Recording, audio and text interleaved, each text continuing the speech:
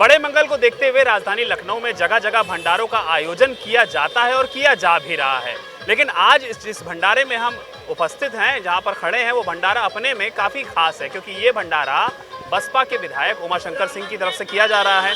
बताया जा रहा है कि वो लंबे समय से इस तरह के भंडारे का आयोजन करते आए हैं और बड़े पैमाने पर जो भक्त हैं वो उनको खुद अपने हाथों से खाना देते हैं। आप बिल्कुल देख सकते हैं तस्वीरों में कि उमाशंकर सिंह, जो कि बसपा के विधायक हैं, वो खुद इस वक्त लोगों को अपने हाथों से प्रसाद जो है वो दे रहे हैं और भंडारे का जो आयोजन है उस आयोजन में वो शिरकत किए हुए हैं। देखिए, साफ तौर पर तस्वीरों में आप देखिए उमाशंकर सिंह, जो कि बसपा के विधायक हैं, वो इस वक्त लोगों को अपने हाथों से खुद प्रसाद दे रहे हैं और भंडारे का आयोजन भी इन्हीं की तरफ से किया गया है। हर बार, हर साल बड़े पैमाने पर इसी तरह से भंडारे का आयोजन इनकी तरफ से किया जाता है। फिलहाल हम इनसे खुद बात करेंगे और जानने की कोशिश करेंगे कि आखिर कितनी श्रद्धा है इनको आज के दिन को लेकर के और कितनी तैयारी करनी रहती है।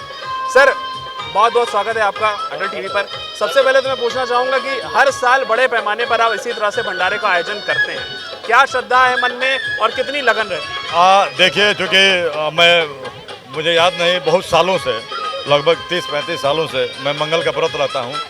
और चूँकि ये जब ज्येष्ठ का जो बड़ा मंगल का जो समय आता है, तो जो लास्ट वाला मंगलवार होता है, बहुत सालों से मैं यहाँ पे इस तरह का भंडारा का आयोजन करता रहता हूँ। और सबसे बड़ी बात है कि हमेशा जो इस भंडारे का जो प्रसाद लोग प्रति साल लेते हैं, उनको इसका इंतज़ार रहता है कि कब भंडारे का हम लोगों का तिथि है। और आप देखें, सुबह से पूरी तरह से आस्था से हम सब परिवार सहित, परिवार के लोग आस्था के साथ सबको जो है भंडारा का प्रसाद हम लोग वितरित कर रहे हैं। और सुबह से आप देखें, लगातार यथावत लाइन इसी तरह चल रही है और ये मुझे लगता है कि ये शाम तक ऐसे ही चलता रहेगा। बहुत ज़्यादा नाम भी है, क्योंकि कई लोगों ने मुझे बताया कि आज बसपा के जो विधायक उमाशंकर सिंह जी वो भंडारा कर रहे हैं, तो मैं ढूंढते आया कि इसी दौरान आपसे मुलाकात भी हुई।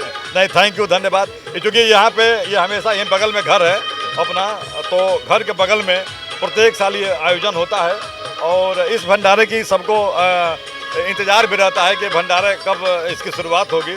तो अब हम तो महावीर जी से यही प्रार्थना करते हैं कि वो शक्ति दें, ताकत दें कि हम इसी तरह से हर साल इनके महावीर जी के भक्त लोगों को भंडारा करके प्रसाद वितरण करते रहें। और यही सब आपके माध्यम से जो लोग आकर के भंडारे में प्रसाद लिए, मैं उनका आभारी भी हूँ और आभार भी व्यक्त करता हूँ।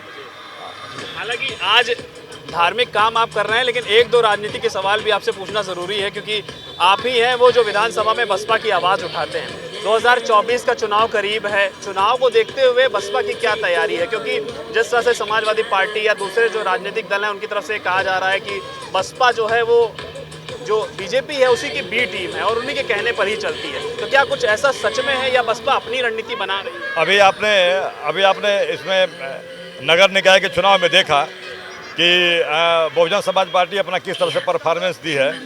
और अभी जिस कॉन्स्टिट्यूंसी से मैं जीत के आता हूँ, वहाँ से बहुजन समाज पार्टी का प्रत्याशी भारतीय जनता पार्टी के प्रत्याशी को मतलब जितना वोट पोल हुआ था उसका 65% वोट हम पाए थे और 35% में सारे दल थे और वहाँ पे बहुजन समाज पार्टी का प्रत्याशी जीता। तो आप कैसे कह सकते हैं कि भारतीय जनता पार्टी की बी टीम है? वहीं बगल में माननीय श्री अरविंद शर्मा जी की का होम डिस्ट्रिक्ट है, उनकी अपनी नगर पालिका मऊ है, वहाँ पे हम भाजपा को 45,000 वोट से हरा के चुनाव जीते हैं। तो ये सब कहना ये समाजवादी पार्टी का दुष्प्रचार है और समाजवादी पार्टी खुद भारतीय जनता पार्टी की बी टीम है, लेकिन वह बात अपनी हमेशा बहुजन समाज पार्टी को कह करके उसको दबाती रहती है। अभी आपने देखा कि अभी हम सहारनपुर में 1,75,000 जहाँ हम वोट पा रहे हैं, जहाँ पे माननीय अखिलेश जी वहाँ 2 बार गए, वो 18,000 वोट पा रहे हैं। तो कैसे कह सकते हैं कि हम बी टीम है? ये 2022 में हमारा परफॉर्मेंस जरूर खराब रहा, लेकिन अब लोग समझ लिए हैं। आगे आने वाले दिनों में अब अभी नगर निकाय में देखा आपने बहुजन समाज पार्टी कितना बढ़िया परफॉर्म की है। आगे वाले 2024 के चुनाव में बहुजन समाज पार्टी अपने पहले से बेहतर रिजल्ट देगी।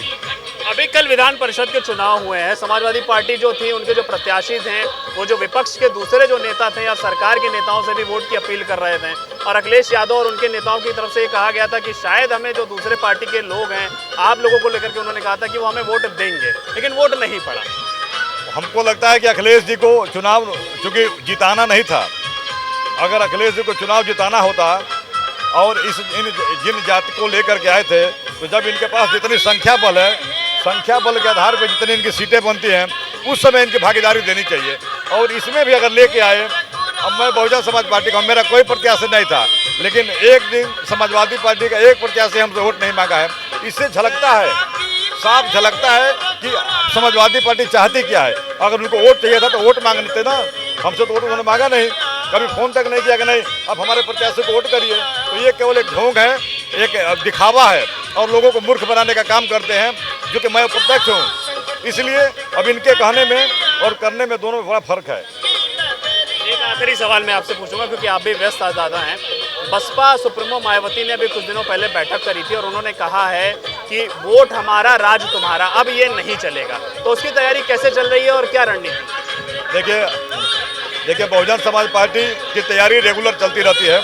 रोज बहन जी पूरे देश के अन्य राज्यों के भी लोगों को बुला लगातार यहाँ मीटिंगें बैठकें चल रही हैं, रेगुलर चल रही हैं। तो निश्चित रूप से जो संगठन में काम, जिस तरह से बहुजन समाज पार्टी संगठन में काम करती है, उस तरह से कम राजनीतिक दलें काम करती हैं और हमारे बहुजन समाज पार्टी के ही नकल करते हैं। इसलिए संगठन में बहुजन समाज पार्टी बहुत ग्राउंड लेवल पर काम करती है। धन्यवाद सर बात करने के लिए। तो ये थे उमाशंकर सिंह जी, बसपा के विधायक, जिन्होंने साफ तौर पर यह साबित कर दिया है कि 24 को लेकर के बसपा की पूरी तैयारी है। फिलहाल आज वो इस भंडारे का आयोजन कर रहे हैं और लोगों को प्रसाद वितरित कर रहे हैं। कैमरा पर्सन विवेक के साथ मैं नितिन अटल।